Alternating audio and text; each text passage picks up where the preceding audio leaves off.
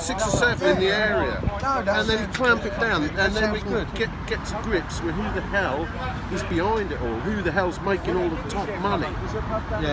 Once you establish that, and then you work out their networks and how they work and how they're dealing, where they're dealing from, times, etc. And clamp it out, because that'll calm things down amongst the whole society. We'll all have the freedom to walk around, not worrying that someone's going to come up behind us and stick one under our ribs. Women can go out at night and not be able to be attacked. I think for that to happen, Sadiq Khan needs to be removed from power. Sorry? I think so. For that to happen, Sadiq Khan needs to be removed from power. He won't give up the reins. No, he could be here for another 3 or 4 years. He's going for another term. Yeah. And that's dangerous for all of us. It's down to the people who vote Since he's come in power, knife crime has gone up. Yeah. Well, wasn't one of his election promises that he would stamp out stop and search? Yeah. And now look, everyone said, oh, we can get stop search now. Right, I'll stick 2 down the back of my pants. I'll tell you what, they're like I'll have 1 down the front. Some of the knives. And some of these knives, it's like, they're swords. I know. To the uninitiated, you know, it's crazy. So what's the purpose of the march today then, lads? Well, it's the anniversary of last year's one, as far as I'm aware, and I'm down there for Justice for the Boys. I'm here for Soldier X, because I think that was taking the piss the other day by Sir Nicholas Carter. Why he reacted like that under extreme pressure from Khalid something or another, had a go and said, look, you know, that's not good to be seen with somebody like him. And then you get Blair with soldiers, and it's like, whoa, hang on a minute. There was no action taken against those soldiers. I mean, Blair is a guaranteed war criminal. Yeah. Tommy Robinson isn't. What's he done? I mean, what has Tommy Robinson done? He's moving He hasn't further raped anyone, he's not a paedophile, he's not killed no one, he's done nothing wrong in a lot of, probably about 50% of people in this country. He's done nothing wrong. He just speaks the truth. What's the problem with speaking the truth? It's factual. Well, I know he belonged to the EDL. So what? And it got really out. It got racist, so he left. You know. Yes. And now he's changed man. Everyone can change. You've done things in the past, and you've changed, and you regret what you've done. You know, that's life. You go through life like that. But no, he's done nothing wrong, and he tells the truth. I give the man credit for actually.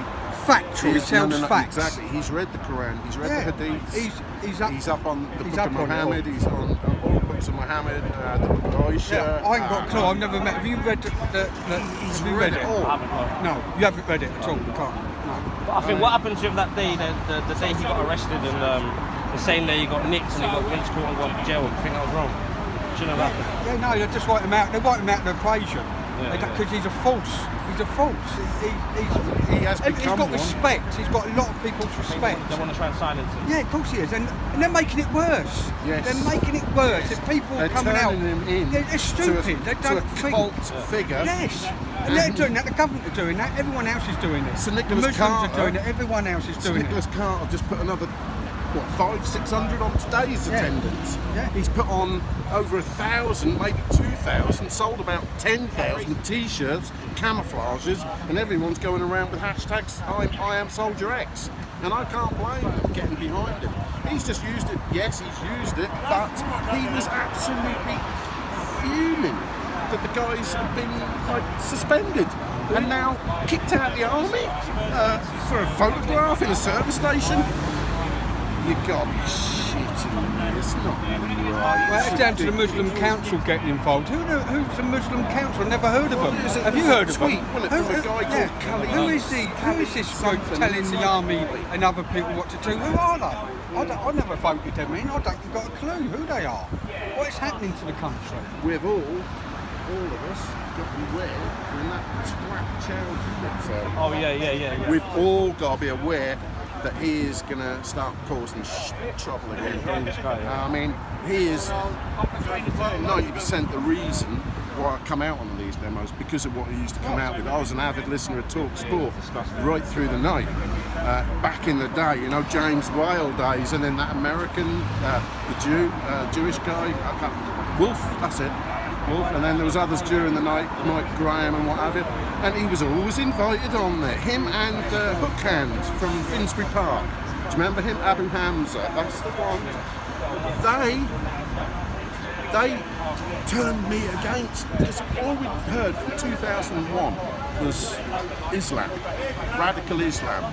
So everyone jumps onto the media headlines. What are the media headlines? Anjem Chowdhury. So suddenly, the wealth, the majority of people leap on that and say Islam is bad. Yeah. You know, right, I've got to carry on with my life now. Islam is bad. That's the end of it. The thing is, it's with me being a Muslim, obviously I don't agree with anything. He doesn't stand for he can't talk for me or my religion. That's what I say. What he's saying is his own. It's only a philosophy, but what he says is not whereabout. Does he speak from a Wahhabist or a Salafist perspective? I don't know. It's a minority cult within Islam that wants old ways kept. And that's the problem. We need integration. The only problem I see that I remember in '79, I moved to Birmingham. It's the first time I ever met Muslims. And it's like, they never come to pubs. I never see them at football matches, you know, at football matches at Villa Park. I never saw any then in '79, never. The only place I saw them was the corner shop. But bless them, you know, Christmas Day I didn't have any bread sauce. Oh my fucking God, I got no bread sauce in my turkey. Walk around Christmas morning, Pakistani shop, a lovely guy in there, Merry Christmas, and he had the bread sauce. So, you know, I got nothing, but we got on. But we never saw them. We never got used to them. We never saw them at social clubs. Being a Muslim, why do we never see any demonstrations, good Muslims demonstrating against ISIS and against about all these blowing up? And why is there not a peaceful demonstration from the Muslim section? I never see it. Why? Because they're scared. They're scared. They're scared. You'd be scared with all you're going against, and you've got your other Muslims over there attacking you. What are you doing, man? You know, why are you doing this? You know, you're going to fucking kill you and all that. So you never see, no one goes on telly, no actors or no one with, who's up high. You never hear them talk about it at all because they're scared. They're all scared of it. That's how bad it is. I noticed that. I went with a hated ex-member of EDL, Ivan Humble, invited me to mosque open day. And I thought, everyone's going to fucking hate me if I go. But like a lost sheep, I went with him because I wanted to find out. I walked in the place and the first thing I noticed was the toilets, Islamic toilets. Whoa, do I poo here? No, that's where you wash your feet. Oh dear, you know, and I took the shoes off, put them in there. I found everyone friendly, and when I was talking to people away, and they all felt the same. We're scared to talk about those who want the full implementation of Sharia and those old ancient ways. You know? That's what we've got to try and do, is get rid of those ancient ways in this country. Stop it in this country. Stop it in this country. You know, do it in other countries where it's all Muslims, or they do it over there. But over here, respect where they are. I think you're right on that, because obviously I don't. There's parts of Sharia I agree with, and parts I don't. So this is it's a pretty controversial law. So I think I personally wouldn't want it in this country. Myself, I wouldn't want it. Well, no, we don't. No one wants it in this country because we want to get on nicely and just get on together. I mean, it's a lovely country to live, best country in the world, and let's not ruin it. As the most welcoming, Catholics, Protestants, is the most welcoming country in the world. We're the most charitable country in the world, the British, and we give and give and give. And they respect our views, respect the British people, and don't try and take over. Which that's what it seems like they're trying to do. Always appears that as well from upstairs elites that we're being pushed against each other. They're doing it. They're doing it. It's a strategy that's coming from very high up. I know. And it's like, what have they got to gain from this? What is their ultimate goal? Well, they want a war, don't they? It seems like they want a war. That's what they're doing. They're creating a war between you fellas and non-Muslim believers. Well, hang on a minute. 65 million in Great Britain, and how many are Muslims? 7 million? You're not all going to leave. Most of you, 85% peaceful, law-abiding people, good people that contribute. They don't perhaps integrate like we would like, but that can come. But show us your intent. You know, get out on the streets, do it the English way or our way. And I think that's how we see it. It's like we take a lot of value from street movements like this. You know, it's like, yeah, you know, that's good. And I tell you what, if I saw 500 or 600 people here against Anjem Chowdhury, Muslim people, I'd be there fucking clapping. And I think another thing is, let me put it this way, it's growing too fast. It needs to slow down because they're opening mosques left, right and centre everywhere. It's getting too big. Your religion is getting too big in this country. That's how I think. And I think people are against it. Because everywhere you go, you see new mosques being put up. And people don't like that. People don't like change. And it's happening quickly. So it needs to slow down a little bit. I think a lot of people are disenfranchised Christians who are pissed off walking into church and seeing no fucker there in the congregation. Well, and it's freezing cold, and there's no cucumber and tuna sandwiches. I've been to church since I was a youngster, so I can't say on that one. Yeah. I'm not a church goer. They're both religions, and they've both got to be respected. Both of them. Both of them are very ancient, and we haven't come all these hundreds of thousands of years with those books without having to refer to them. You know, they're not fairy tales. They're a good source of information. They're both good guides to life, as you know. And that said, things, the shit that's happening in this country, like for example terrorism, which is giving Islam a bad name. Yeah. Because certain people go out there in God's name, in the name of Islam, and blow themselves up, which I think is just horrible. Obviously, especially the Manchester attacks, the London Westminster attack, it was disgusting, it's horrible. And a lot of them have been preached in the mosques. That's where they're doing it. You can't get in there. You can't get in there, and it needs people on the inside to speak out what's going on, but they're too frightened in case it does get back to them, then they're dead. But there's so much going on inside those mosques. Here you go. When I was in there was a clock on the wall, and that told you all the different times, and especially where it was in Mecca, you know, in Saudi Arabia. And they also had preachers coming on the speakers via the internet that were preaching, because there's the imam standing next to, I don't know, do you call it an altar? I don't know. But anyway, he was standing there where you preach and where everyone was praying. And then he stood there, and then prayers and a sermon was read over the loudspeakers from somebody in Saudi Arabia.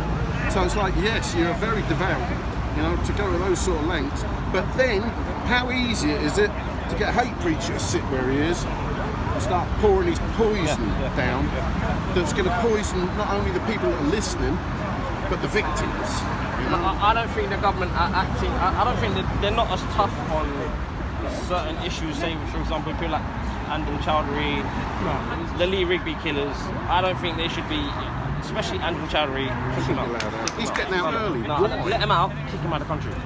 How can they? He's British. He was born here. He has got the ultimate right. The government have got the power to do what they want, so they by right should take his passport away to them. So what about the hook man? He's in America, isn't he? In prison, isn't he? I mean, he ain't going to come out. I don't think he'll ever come out, will he? No, so that's where he could go, maybe chuck him over there. Yeah. You know, out of the country. Especially like the Lee Rigby killers. Fair enough, they got. Oh, that's disgraceful. They got 30, 40 years, but not enough. No. For what they did, it's not just they not only that, the army people can't walk the streets now with their uniform. They can't be proud. They get attacked. I mean, what's all that about? You know, even in America it's happening as well. You know, you would never thought in America, would you? You know, because there's so flags everywhere and they love their country, but that's changing. No, they did, because my mother had a place in Spring Hill in Florida. There used to be American flags everywhere. Yeah. Not long after 9/11, there was a little breakout of it, but since then it has come down. It's died down. It's died down. It's not so many. Down south, I mean, I'm going to Florida, which is a holiday state, you know, and a lot of retirees down there. But south, Texas downwards. Well, you don't get many English flags here anymore, do you? You don't think you're far right, or you think you're racist. I mean, it's disgusting. It's disgusting, isn't it? How it's been, you know. I see a lot of people that when they see a British flag or an English flag, St. George's, they automatically think that's EDL. Jimmy Savile. Yeah. So I'm not racist. I've come down here. I'm 58 years of age. So am I. 58. Oh, well done. I was 58 on the 10th. I'm 58 in December. I'm older than you, see. Don't talk to me. Be nice to me. Yeah, all right.